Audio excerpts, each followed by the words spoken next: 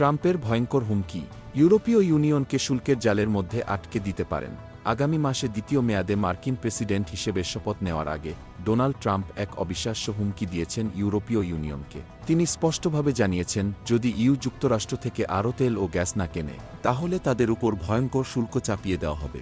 এই হুমকির মাধ্যমে ট্রাম্প আবারও একবার বৈশ্বিক অর্থনীতিতে এক নয়া ঝড় তুলতে যাচ্ছেন। শুক্রবার 22 ডিসেম্বর নিজের ট্রুথ সোশ্যাল প্ল্যাটফর্মে এই হুমকি দিয়ে ট্রাম্প বলেন, ইউকে বলেছি, তাদের বিশাল বাণিজ্য ঘাটতি পূরণ করতে হলে আমাদের থেকে তেল ও গ্যাস কিনতে হবে। যদি তা না হয়, তাহলে পুরোপুরি শুল্ক আরোপ করা হবে। ট্রাম্পের এই উত্তেজনাপূর্ণ বক্তব্যের পর থেকেই আন্তর্জাতিক বাণিজ্যে নতুন শঙ্কা তৈরি হয়েছে। এটি ট্রাম্পের পূর্ববর্তী অবস্থানের পর, যেখানে তিনি কানাডা, মেক্সিকো এবং চীনের বিরুদ্ধেও কঠোর শুল্ক আরোপের হুমকি দিয়েছেন।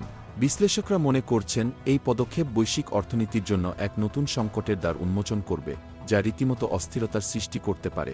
ইউর এক মুখপাত্র জানিয়েছে, তারা আলোচনার জন্য প্রস্তুত। তবে তিনি এটাও বলেছেন যে ইতোমধ্যে যুক্তরাষ্ট্র থেকে বিপুল পরিমাণ তেল ও গ্যাস আমদানি করছে, এবং যুক্তরাষ্ট্র যদি তাদের উৎপাদন বাড়াতে না পারে, তবে অতিরিক্ত আমদানি আর সম্ভব হবে না। যুক্তরাষ্ট্রের সরকারি তথ্যে প্রকাশ, বর্তমানে ইউরোপীয় ইউনিয়নই যুক্তরাষ্ট্রের তেল গ্যাসের সবচেয়ে বড় ক্রেতা।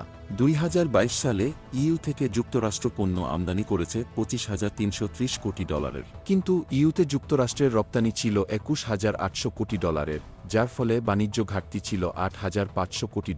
বিশ্লেষকরা মনে করছেন, ট্রাম্পের শুল্ক হুমকি ইউরোপীয় দেশগুলোর মধ্যে সম্ভাব্য বাণিজ্য যুদ্ধের সংখ্যা আরও বাড়িয়েছে। শুল্ক আরোপ ইইউর অর্থনীতিতে চাপ সৃষ্টি করতে পারে, যা বৈশ্বিক বাজারে গুরুতর প্রভাব ফেলতে পারে।